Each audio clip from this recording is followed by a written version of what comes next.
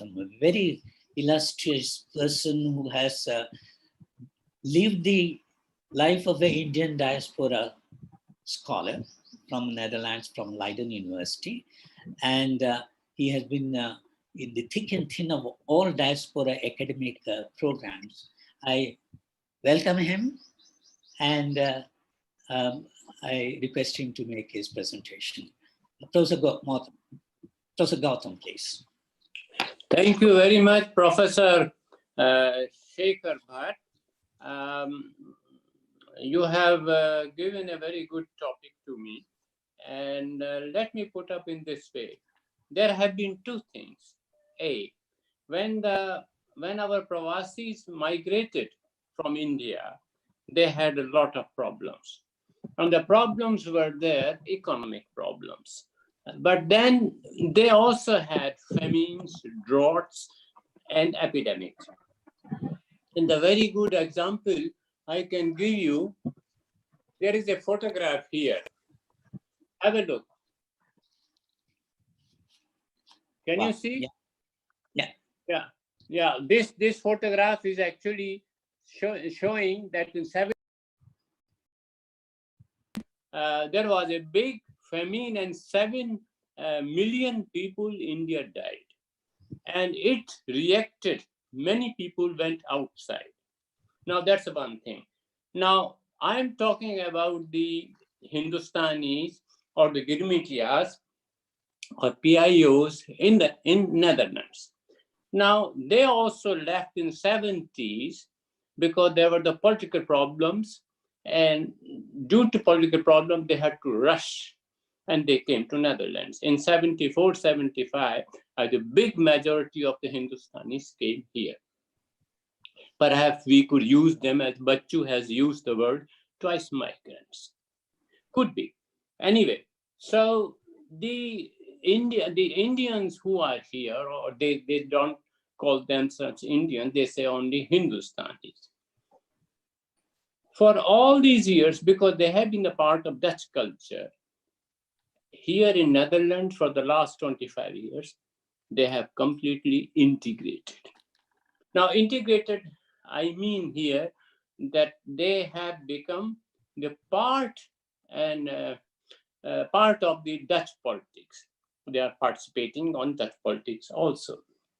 They are participating in social welfare, and they are participating in the professional occupations like doctors, nurses, etc., etc., or education also. Now the question comes, if you look at United Kingdom, if you look at United States, people say, or statistics say, that most of the people who are dying there, they are the colored people. That means the minorities or the majority, whatever the terms we would like to use. There's one thing here. There's no discrimination in Netherlands because all are Dutch. Dutch are the doctors. Dutch are the Hindustanis are the doctors. Hindustanis are also the nurses, and they do take care. They haven't got any special association for that. All the associations are helping to the Dutch government. That's one thing, very important.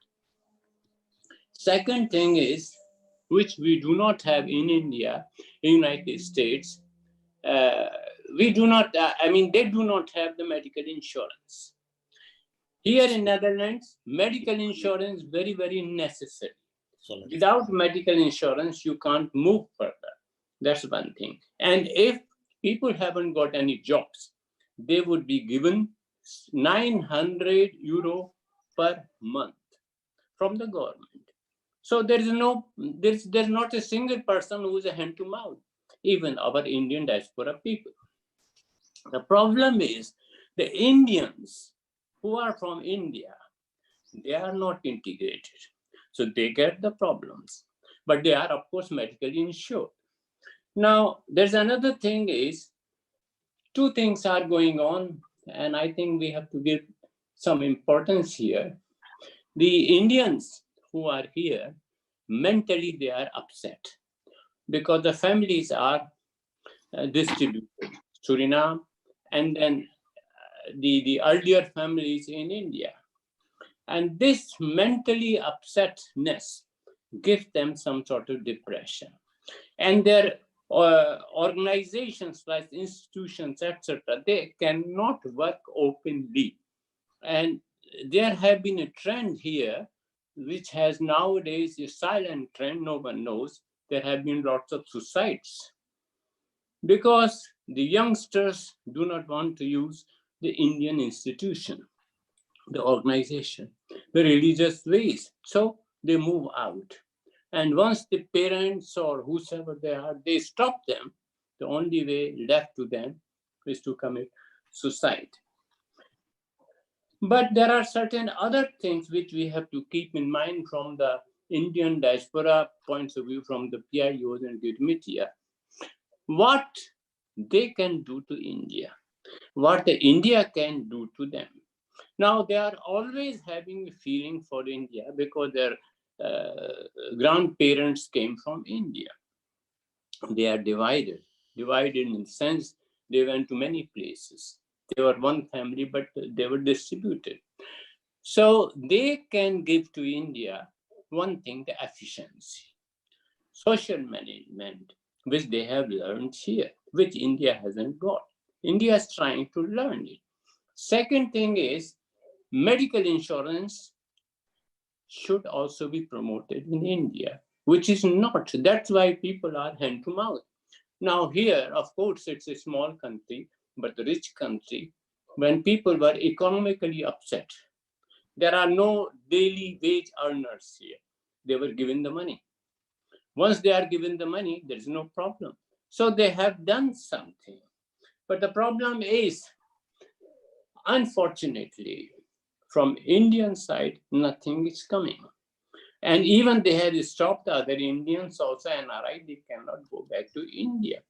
So I would like to suggest here, from our Indian diaspora studies points of view, we should try to tell to the government as an applied aspect that before they should do something, those Indians who have been remitting so much money, they are not even allowed to come. Forget about the PIUs. So something should be there. And here, the credibility should be with the Indian embassies. They should come out, because without them, there is no India here. I mean, these are certain points which we can move further. Participation in the politics is very important, because they are the lobby of India also. And once they are the lobby of India, they can help India economically. They all want India should be economically rich, but they want a sort of extended joint family relations. Indians should also feel they are our people, like they feel that Indians are their people. I mean, these are the things I can say. If you have some more questions, please ask. Thank you, Prof. Mohan. You have exactly 7 minutes you have taken. Thank you so much for everything within the time. You have mentioned some of the, I think, disturbing issues, like the young people are not much integrated, and there's a tendency to take off to suicide and that kind of thing, number one. Second point which you made is Indians who have migrated in the recent days, like the NRI diaspora and the PIO diaspora, do not really merge each other. The cohesiveness among them is much missing, and that's something which need to be done. And the role that the embassy can take off is something very significant. I recall the early discussions along during the committee, Ellam Singhvi's committee, the ambassadors of India to take special care of Indians wherever they are located. And that, I think, is yet to be fully implemented, I guess, because if you say that Indian embassy has not been really trying to bring these people together, which of course is a very important role that they have to play, is not really enough. And I think they need to do more. Thank you very much for this. Can I say? Excellent explanation. And No? maybe we'll have some questions, etc., to be asked later, unless you have a point to mention now. No, just Yeah. I want to say one thing, that Mm. India has become, Netherlands is less, but let's say Germany and other countries, an unforgotten country, unknown country, because India is not giving any contact to the new generations. So they do not know what India is. They do not know India. The stories are told, but the stories are different. They are born here, and they want to have the Dutch way, the French way, the German way, but they also want to have some contact with India. And I think you have said very rightly, there should be some connections, and the only connections are left from the missions. Yeah. Thank you. Thank you. Thank you very much.